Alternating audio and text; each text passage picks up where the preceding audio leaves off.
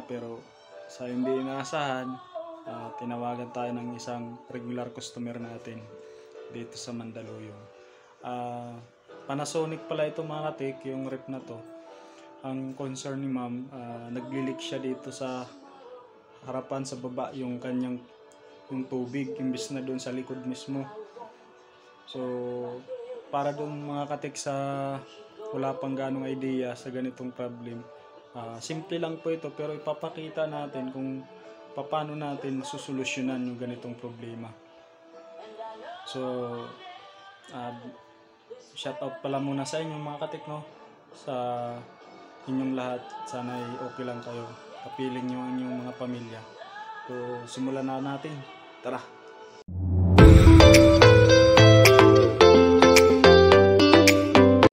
So itong problema pala mga katik, no. Yung problema nito, dito dumadaan yung tubig dito. Tapos bumabaha dito. Dito naglalawa. So pag maka-encounter kayo mga katik ng ganong problem, dito siya lumalabas yung tubig imbis na doon sa pinaka-drainage niya. Isang cause nun mga katik, barado yung pinaka-drain niya papunta doon sa drain pan. So ang isang gagawin natin mga katik, bubuksan natin to, tapos linisin natin yung pinaka-drain niya kasi clog yan, kaya ganun nangyayari. Hindi siya tumutuloy doon sa baba, dito siya lumalabas dito. So buksan na natin mga katik para makita nyo, no, kung paano natin gagawin. So tara. So ayan mga katik, bali dalawa lang yung screw nyan, tatanggalin nyo lang yan. Pag natanggal nyo na to mga katik, matatanggal na yan buo. So tara, tanggalin na natin. Ayan mga katik, nabuksan na natin, no. Yun yung sinasabi ko sa inyo mga katik, na yun yung butas na yun mga katik ko. Nakita nyo yan, yun. Buhusan natin mga katik kasi barado yan pag ganun buhusan natin. Ayan, bumaba.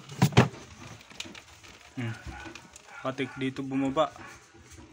Ayun, bumababa dun mga katik ko.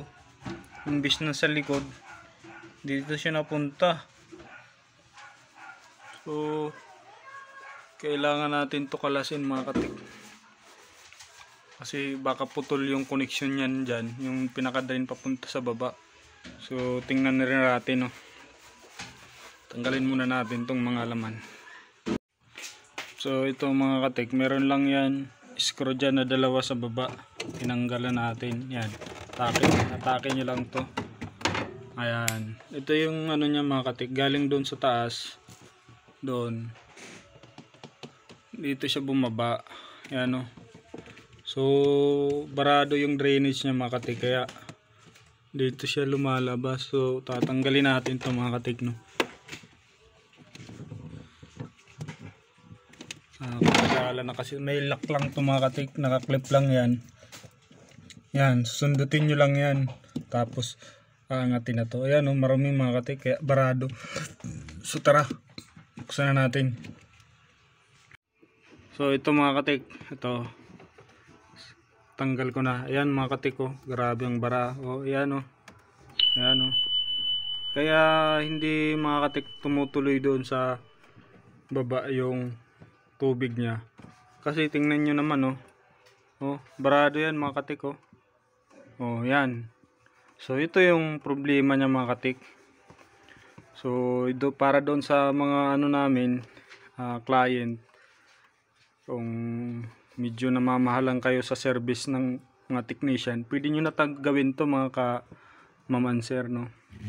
Kung medyo may idea naman kayo. Ayan, barado.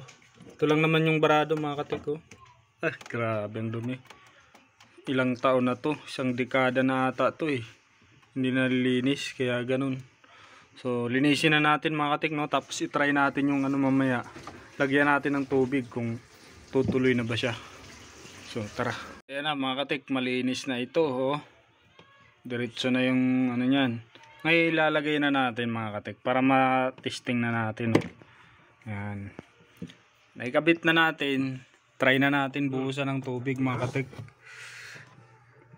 Buhusan natin ng tubig O ayan lumighay na.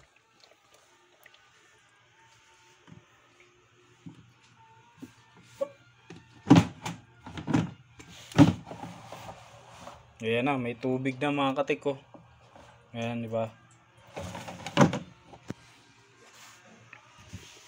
Ano na yung tubig niya mga katik. Tumuloy na sa baba. So, yun lang mga katik. Case close na tayo, no? Yun lang ang problema niya. So, ibalik na natin mga katik. I-assemble na natin. Mga katik, no? Finish na. Ibalik na natin yung cover. Malinis na rin. So, yun lang mga katik. Sana may natutunan kayo. Kung meron kayong natutunan, paki-like and subscribe na rin sa ating YouTube channel. Natatawa pala ako dito mga katik dahil yung client natin, hindi natin masyado kilala sa pangalan. Ang alam ko lang yung address lang, yung lugar, tapos yung mukha ni ma'am. Pero yung pangalan ni ma'am, di natin kabisado. So, salamat mga katik. Bye-bye.